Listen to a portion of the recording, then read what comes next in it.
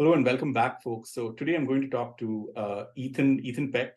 He happens to be my boss at work, but also I think he's great at conversations. And so there was this one topic that stuck from when Ethan interviewed me. I'm thinking it was maybe January of this year, so January of 2023, and the exact topic was there are two types of people.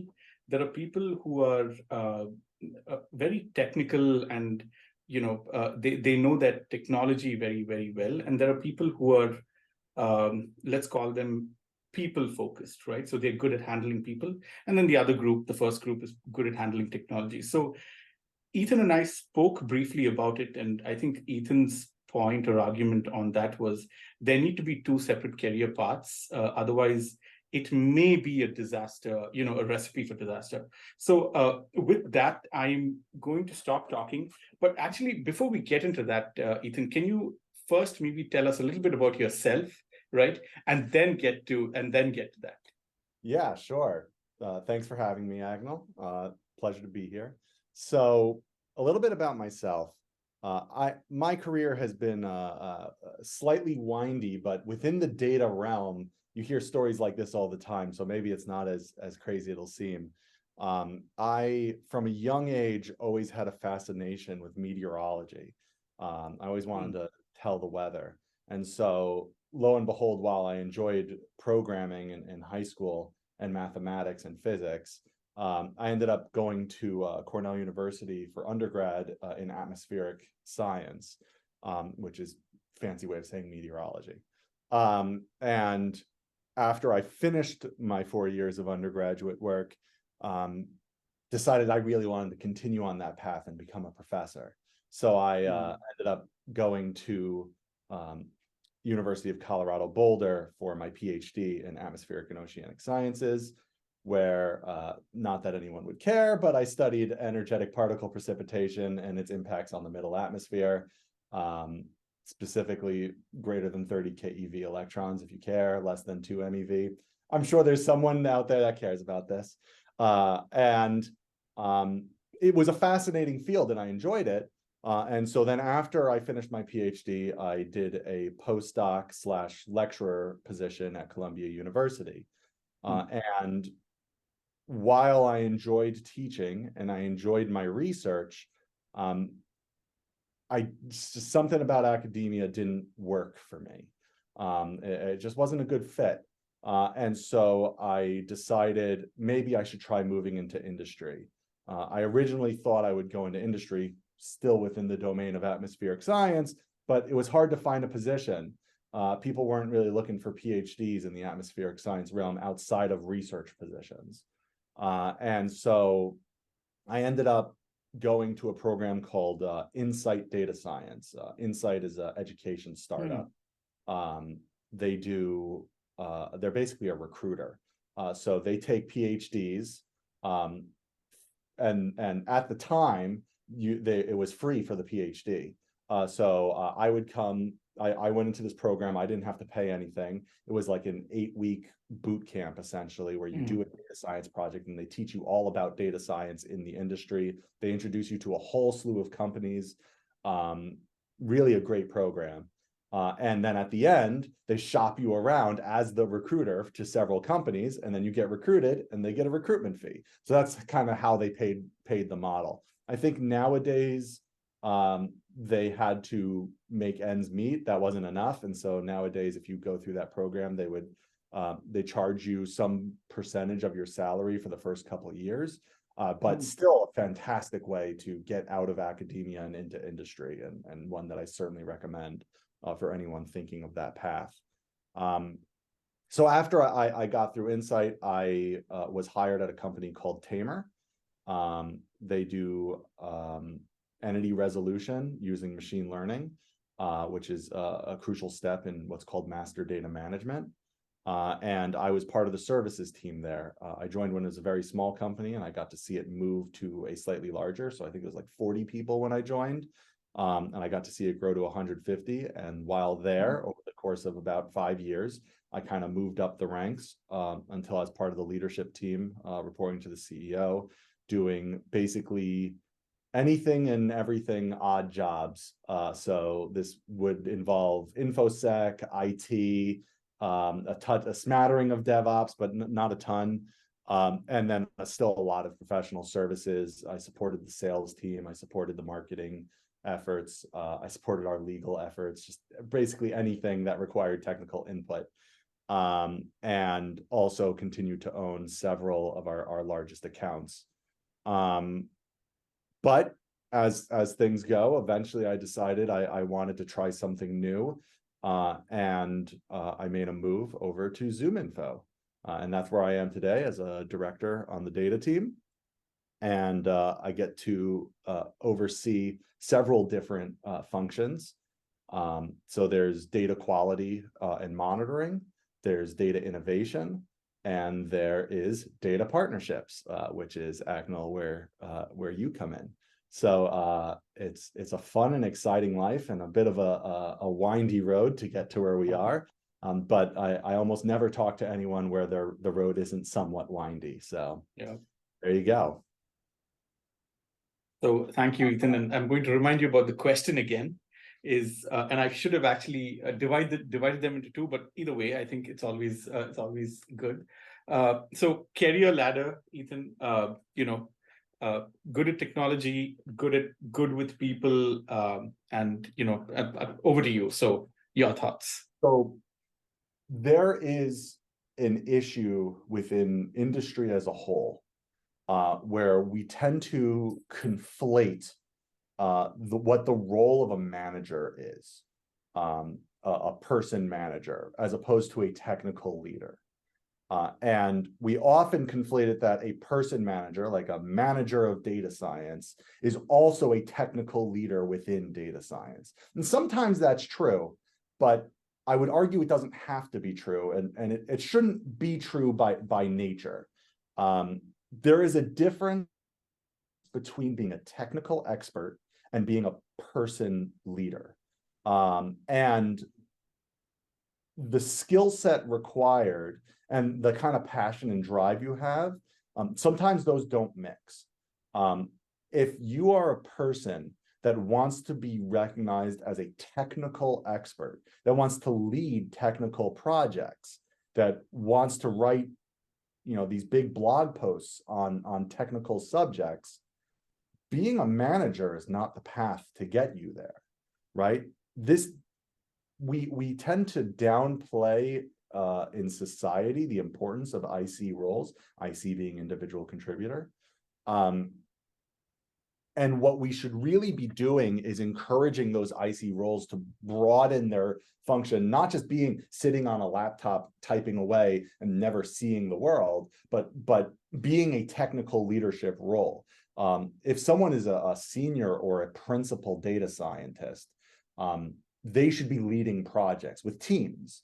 And you can lead a project and have a team on a technical subject without having to worry about their absences or their professional development or their career path, because those are topics of a manager, of a person manager. And to be clear, I care very deeply about that person management role.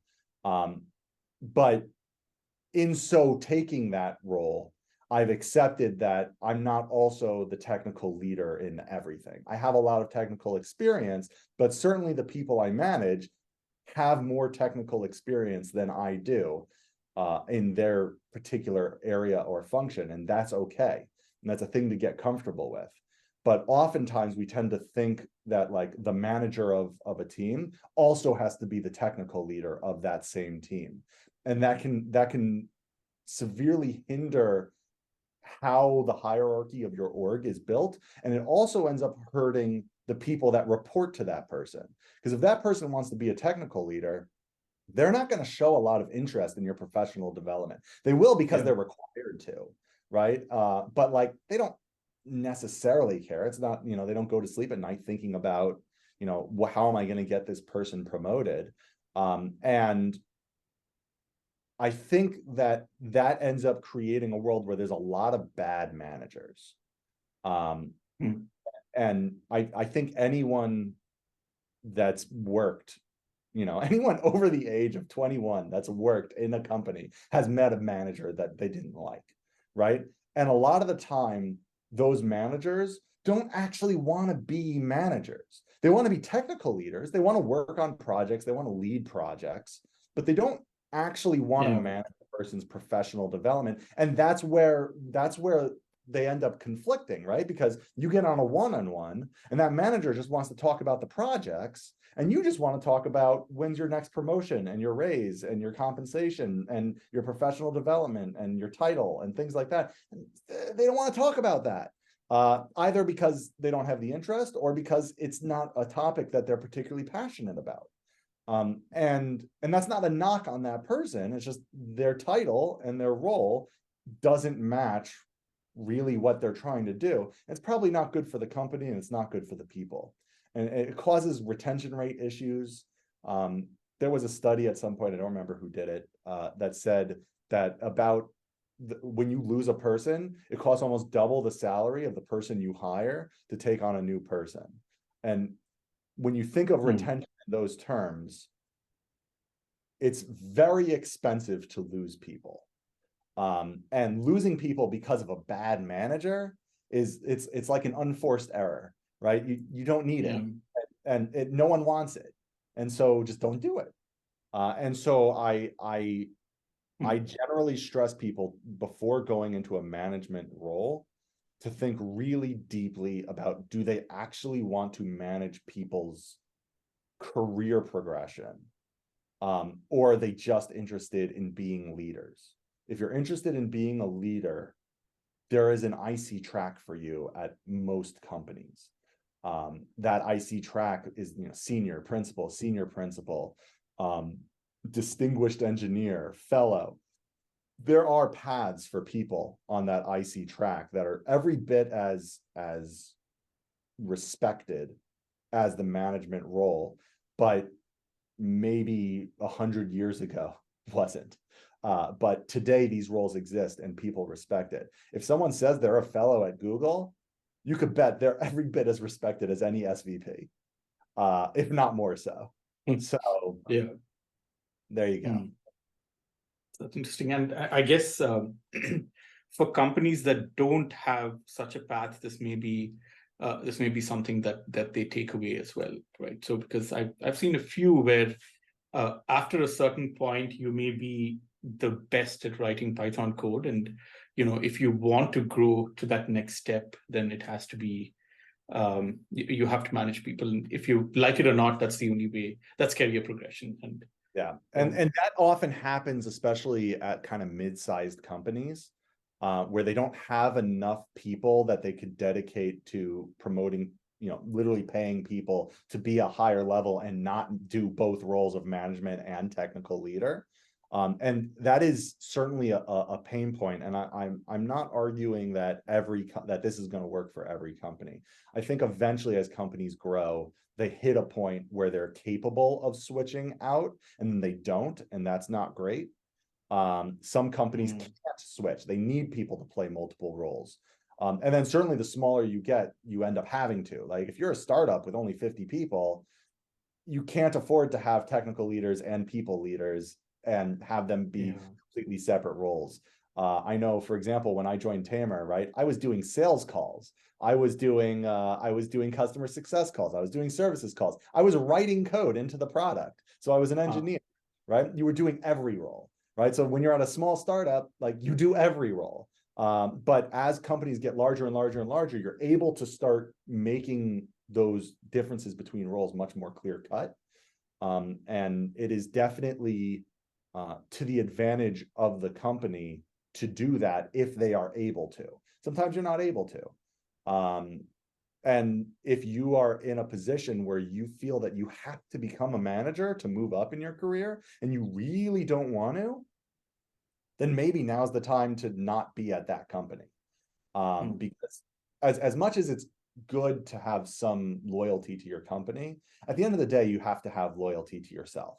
And if you put yourself in a position where you're not happy just because you thought like it was better for your career or is better for the company, this is not right. This is not the right position. and you're better off going somewhere else and getting the right position, and the right position exists. What is your opinion, Ethan, on just following up on this, right? Is what is your opinion on, or have you seen successful, let's call it all-rounders, who are probably not too bad technically, right, but are also good at managing people? Have you seen characters like this, and how successful have they been? Absolutely. So people like that do exist, though usually they end up having to split their time because they're unwilling to let go of some technical aspect that they're doing.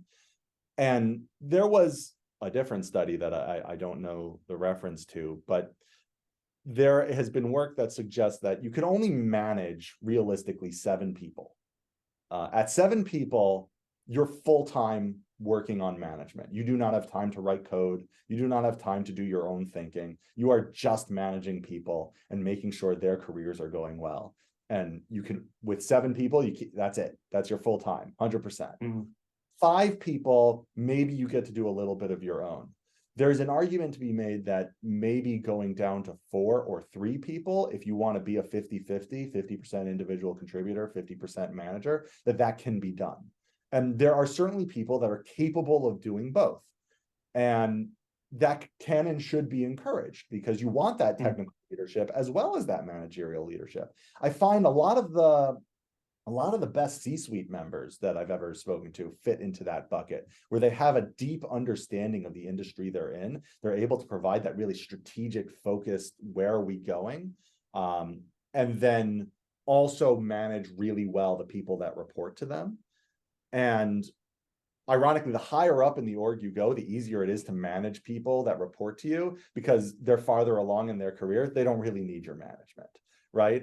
So at like the C-suite level, if you have a bunch of VPs reporting to you, like your VPs aren't coming to you like, hey, man, I need to figure out my next role in my career, right? They already know what.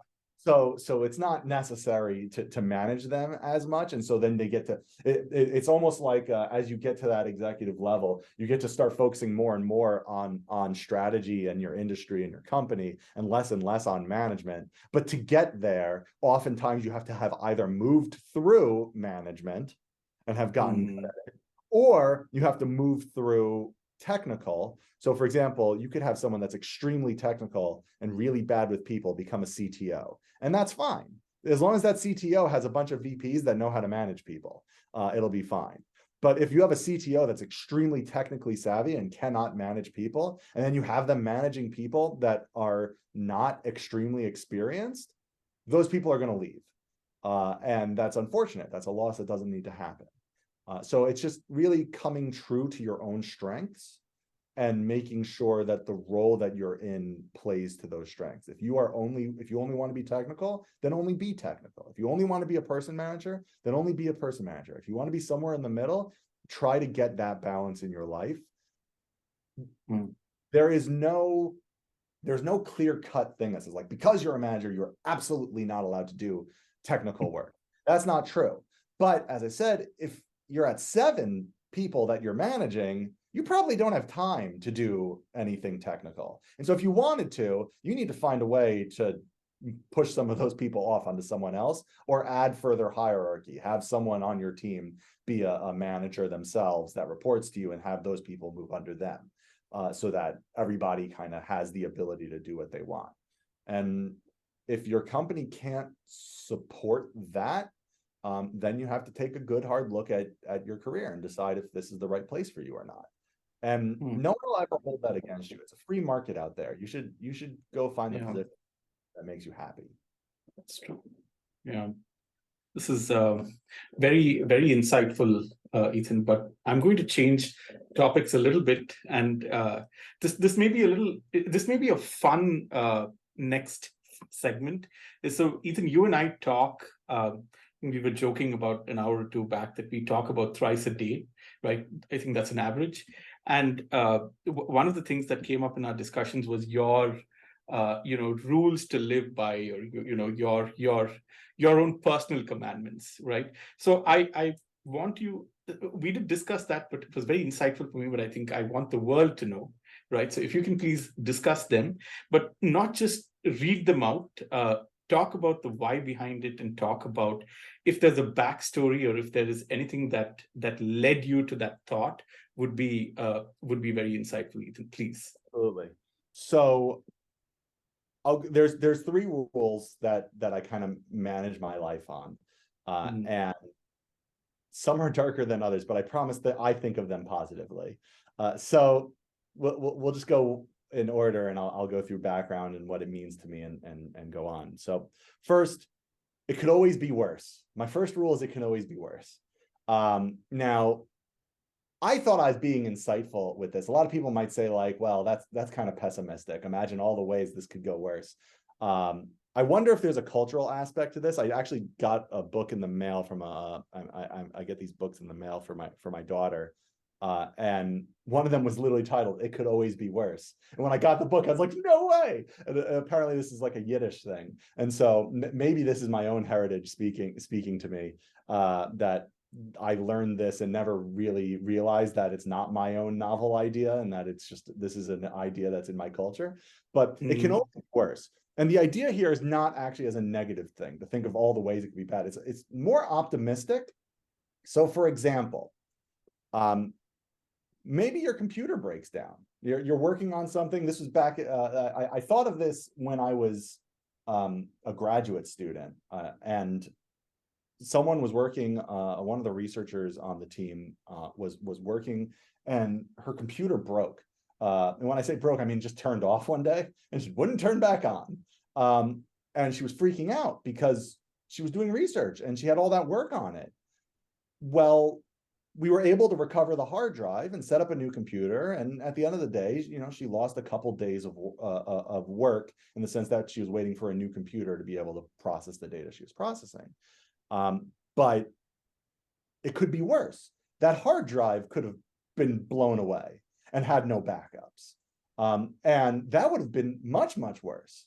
And so at the end of the day, this was a good thing, right? Because it makes you realize that, hey, I have to have backups in place. What do I do if something goes wrong?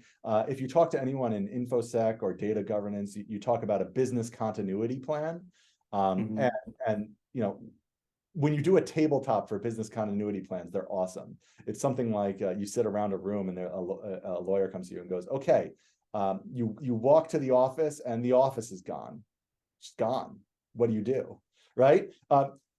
It could always be worse, right? Maybe the city could be gone. Like, it could be something horrible could have happened, right? And the point being, it starts making you consider all the scenarios of what could happen and what could be worse, even if those things happen, and to build into place processes to avoid those things from occurring. Think of those worst case scenarios and put in a process in place to make sure it doesn't happen. It's very methodical. But also, when something bad happens, don't be too upset. It could always be worse. So it's a positive thing. Any questions on that? No, this was very insightful, Ethan. Right. Yeah. Next one. Life is unfair, and better that it is. Otherwise, we'd all get what we deserve.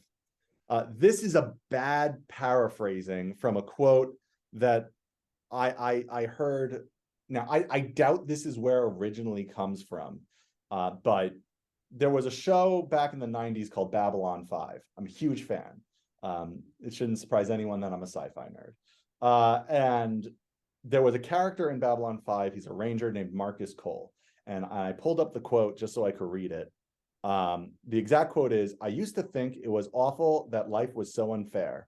Then I thought, wouldn't it be much worse if life were fair and all the terrible things that happen to us come because we actually deserve them? So now I take great comfort in the general hostility and unfairness of the universe." That's a very long quote. And so then I kind of shortened it a bit and just said, life is unfair and better that it is. Otherwise, we'd all get what we deserve. And so that was my shortening of it. And I'm pretty sure if someone does some digging that quote actually comes from somewhere else. They always do. They're always like layers of quotes and quotes. The history of languages is a fascinating topic. But the moral of the story here is I generally try not to think too much of my own success as my own success. Some of it is luck. A lot of it is luck. And I don't think of when something bad happens to somebody else that is a reflection on them doing something bad. A lot of it is luck. Luck influences a significant amount of our lives, and that's okay. You have to accept that. Both the good and the bad have an element of luck to it, both on yourself and on others. And so it's really around, don't judge people. It's kind of, don't judge people too harshly, lest ye be judged, right? Yeah. And really, when you take that to heart, when bad things happen to you, instead of going, oh, life is so unfair, it shouldn't be this way, right? You instead focus on, what do I have control over that I can change? What can I do to work around the fact that I've got tossed an unfortunate situation? And that's the best you can do, because certainly life isn't going to fix it for you. You can't just wait for the universe to revolve around you to fix itself, right? You should instead, take the initiative to go and fix things yourselves if you have the power. All right. Is there a third? Okay, yeah. Okay. There's a third. Yeah. Third one. This is the one most relevant to work in particular. Work is infinite. That's it. Work is infinite. And so now that has a lot of layers to it. First, it means you're never going to finish it because it's infinite. No matter how much work, if you decide to work 80 hours this week, you're not going to finish the work, right? You're going to keep going until one day you retire, and then one day you die, and the work will never be completed. And you have to internalize and be okay with that fact, that you can't do it all. And working extra won't enable you to do it all because it can't be done. Instead, focus on what you can do, be proud of the work that you do work that you are proud of. Don't be focused on finishing the stack of tasks, because if you do manage to finish the stack of tasks, you're just going to get more tasks, and they're not going to be better tasks or more meaningful tasks. You're just going to stress yourself out. And so at the same time, this also is has a play on work-life balance, right? Which is to say, getting more work done isn't going to magically allow you to have work-life balance. You're not going to finish all the work. So instead, you have to enable yourself to acknowledge that your life is part of the things you have to balance. And don't worry about, oh, I have this many projects, so I don't get to go out to dinner, or I don't get to spend time with friends, or I don't get to spend time with my family, right? Instead, you have to carve that time out and keep it kind of holy to yourself, and accept the fact that that just means you're not going to get all the work done. And that's okay. You're human. You're not going to get all the work done. And even if you weren't human and you were able to do all of that, more would have appeared, right? Like, you're never going to finish. If you're working on tickets, I've been a ticket jockey. I've had a pile of tickets from customers with support requests, and you're never going to finish them. No matter how fast you go, you're never going to finish them. And if you do, by some miracle, finish them, new work is going to appear that's not tickets, that maybe is interesting at first because of the diversity, but eventually you're going to get sick of that too, right? And so instead of being focused on finishing it, be focused on what you have finished. Don't worry about all the things you're going to get done. Worry about what you will get done, and then focus on that. And then when you do it, be proud of what you did. You have infinite work to do, so don't stress. And when you have a changing priority, you're doing something and some new priority comes in, and you're like, you ruined, I had a plan. It doesn't matter, because work is infinite. Don't get stressed. Work is infinite. You just work on the thing that's important at the moment, and take the punches as they come, because again, you're never going to finish it. You're never going to win. So don't bother trying. Instead, focus on doing good work and being happy. Yeah, and so the thing is, while all of them may seem negative, right, they're actually a very positive way of looking at life. Meaning, it's saying that, hey, look at the bright side. It could be worse in the sense that, I mean, it's just this: don't lose hope, don't lose heart, right? So look at the bright side. Life is unfair, yes, but look at the bright side, right? And sometimes life could be unfair in a positive way. You probably got more than what you deserved, right? Like sometimes you have friends and family who are probably, you're like, oh my God, how did I land up with someone? How am I so lucky that I know this person, right? Or this person walked into my life, right? So that's also a way of unfair, in the sense that you've gotten more than you deserve. And work is infinite is, while it sounds negative, it's a way of reminding people that learn to draw your boundaries. And sometimes boundaries are stretchable. Sometimes there are people have 70, 80-hour weeks, and sometimes there are 30-hour weeks, but make sure you plan around that. So it's very it's again, so yeah, I mean, I've told you this before, Ethan, that I like this a lot, and that you had to talk about this. So the next one is also kind of testament to, sometimes you and I, we talk about something and then we talk about some, of course, a lot of our calls are very work related, very structured, but sometimes we do talk about things that are off topic, but also intellectually stimulating. So I think the third one that I have is, one, daylight savings. So good or bad. And if it is bad, then EST versus EDT. So your thoughts, Ethan? So daylight savings is bad. I think the science is pretty aligned on it's bad. And there was this topic came up in a discussion between us a while ago, because there was a bill in front of Congress, I think promoted by Marco Rubio, that Yeah. was around getting rid of daylight savings time and just keeping it EDT, which is always daylight savings time. The D stands for daylight, right? And you and I are on East Coast time. And so hence we're using East Coast time, but this is true for all times, specifically in the United States, but around the world, daylight savings is a thing. And there was pushback from the scientific community against EDT because standard time is the right time. You want noon to be when the sun is directly above your head or as close to it as possible. Daylight, the entire point of daylight time is that you moved that off by an hour, right? And so the scientific community was saying, no, based on your natural circadian rhythm, you want to be on standard time. So yes, we support getting rid of the switch of 1 hour, but don't do it to be on EDT all the time. Be on EST all the time, because you're naturally attuned to being on EST. And so, yeah, I generally support what science has to say. I'm in no position to suggest that a biologist does not know the answer to this question, because clearly they do. Though you could always take this further and go, well, what does this have to do? Like, there was a time before standard time zones. I think it came from the train industry in like the Industrial Revolution, like late 1800s, early 1900s, where every city had their own clock, and that was how time worked. There was a good podcast on this, and I'm trying to remember which one it was. It might have been like 99% Invisible, which, if people don't listen to, really good. But that or Planet Money or one of them was about this. And I feel like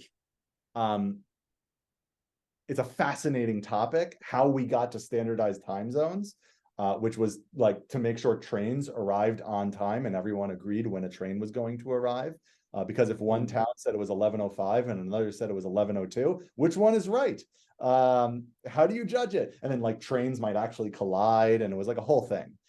So you create standardized time zones, and then you had to layer on that, based on time of getting up and doing your farming and all that sort of process, where daylight time came in, I believe. Though that could just be what I was taught, and that's all a lie.